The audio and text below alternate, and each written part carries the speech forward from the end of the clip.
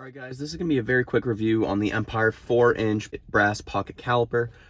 You're probably wondering why I'm doing this in my car, and it's because I'm getting ready to return this item. So first things first, let's just take it out of the box, and we'll start off with the good. The good is that this thing has a very thin profile. It'll definitely fit in your pocket, it'll fit in a pocket protector, it could almost fit in your wallet if it weren't for the length. And then as far as the length goes, so it's a 4-inch caliper, so it can measure up to 4 inches, but then you do have a little bit of extra space over here on the left for the branding as well as for the actual sliding piece here. So that's about it as far as the good goes. I mean, it has 30 seconds of an inch on the bottom, so if you need that kind of precision and that precision is good for you, then this will work well. And then on the top, you do have millimeters. So again, if that precision works for you, then you should have no problems with that. But me personally, as an engineer, I typically dimension in thousandths of an inch, and 30 seconds of an inch is not very precise. A 32nd of an inch is about a little over 30 thousandths. So that's not exactly precise for me. Now, as far as the sliding mechanism here goes, I'll show you the back as well real quick. As far as the sliding mechanism goes, you do have this thumb stud here to kind of help you slide it out, but it's not as buttery smooth as I had hoped it would have been, so it does take a little bit of effort and it leaves a dent in your thumb afterwards.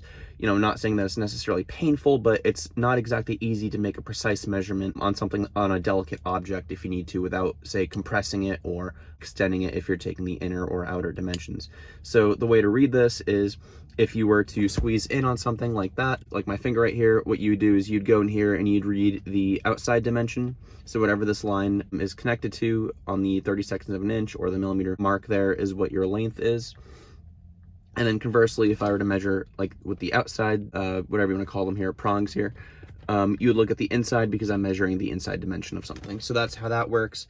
And then let's just take this whole slide piece out and see how it's constructed. So there's basically a channel down the entire caliper, and then there's a relief down the middle, a slot down the middle, and that slot, I don't know if you're going to be able to see this on camera very easily, but you'll see that the two sides are not even, and my thought for that is that it's so that this piece will be able to have some sort of retention on it and friction on it so it doesn't just slide right out.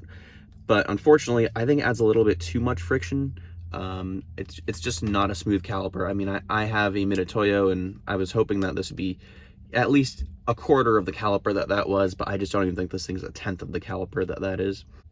So yeah, so unfortunately that's really my main problem with this, is that it's not precise, which I guess is my fault, knowing that that's advertised right out of the box as 30 seconds of an inch, but the slide piece is just, it's not smooth at all.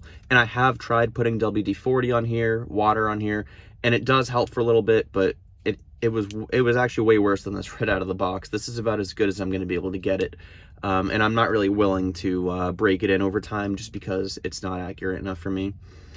So my recommendation would be to get a Starrett version. Starrett makes 4-inch calipers, 5-inch, 3-inch, I think even 2-inch calipers, pocket calipers.